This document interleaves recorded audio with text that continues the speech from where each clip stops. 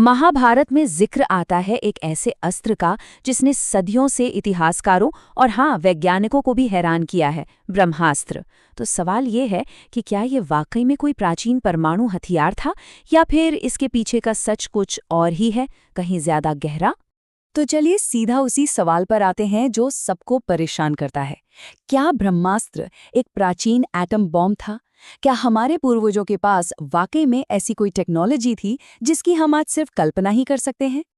तो ठीक है, इस रहस्य की तह तक जाने के लिए हमें चलना होगा महाभारत के पन्नों में। वहीं से इस पूरी कहानी की शुरुआत होती है। तो ग्रंथों में ब्रह्मास्त्र को आखिर बताया क्या गया है? देखिए, ये कोई आम हथियार तो बिल्कुल नहीं था। इसे सबसे ज्यादा विनाशकारी अस्त्र माना गया है और इसे पाना भी कोई बच्चों का खेल नहीं था। इसके लिए सिर्फ ताकत नहीं बल्कि जबरदस्त आत्मसंयम और एक तरह का दिव्य ज्ञान चाहिए होता था। पूरे महाभारत में उंगलियों पर गिने जाने वाले योद्धा थे जिनके पास ये ज्ञान था, जैसे अर्जुन और अश्वत्थामा। बस यही बात ये बताने के लिए काफी है कि ये कितना दुर्लभ और खतरनाक रहा होगा। अब आते हैं सबसे दिलचस्प हिस्से पर कि आखिर ग्रंथ इसके असर के बारे में बताते क्या है, और यहीं से कहानी बहुत ही अजीब मोड़ लेती है। जरा इन शब्दों पर गौर कीजिए, हजारों सूर्यों की तरह तेज प्रकाश। सोचिए, एक विश्लेषक के तौर पे जब हम इसे देखते हैं तो ये सिर्फ एक कविता जैसी नहीं लगती। ऐसा लगता है जैसे कोई ऐसी चीज को बयां करने की कोशिश कर रहा है जिसके लिए शायद उस जमाने में शब्द ही नहीं थे। ये एक ऐसे प्रलय का जिक्र है जो डरावने रूप से एक मॉडर्न न्यूक्लियर धमाके की याद दिलाता है। और ये जो समानताएं हैं ना, ये सिर्फ रोशनी पर आकर नहीं रुकती। जब हम प्राचीन वर्णनों को आज की न्यूक्लियर धमाकों के असर से मिलाते हैं तो जो तस्वीर सामने आती है वो हैरान करने वाली है।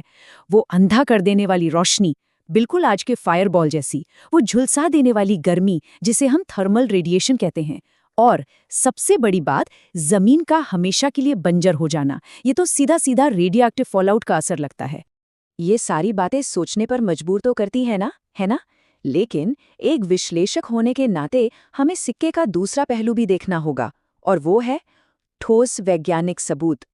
और बस यहीं आकर ये पूरी की पूरी थ्योरी एक बहुत बड़ी दीवार से टकरा जाती है, क्योंकि इतनी मिलती जुलती बातों के बावजूद आज तक हमारे पास एक भी, मैं दोहराता हूं, एक भी ठोस सबूत नहीं है जो ये साबित कर सके। तो सवाल उठता है, भाई सबूत हैं क्यों नहीं? देखिए, पहली बात तो ये कि कुरुक्षेत्र जैसी जगहों पर आज तक वैज्ञानिकों को कोई भी बचा खुचा रेडिएशन नहीं मिला है। दूसरा, जमीन की खुदाई में ऐसी किसी भी एडवांस टेक्नोलॉजी का कोई टुकड़ा तक नहीं मिला। तो आखिर में होता यह है कि ये पूरी तुलना शास्त्रों की बातों की अपनी अपनी समझ पर टिकी है, किसी फिजिकल डेटा पर नहीं। तो अगर ये कोई फिजिकल हथियार नहीं था तो फिर आखिर ये था क्या?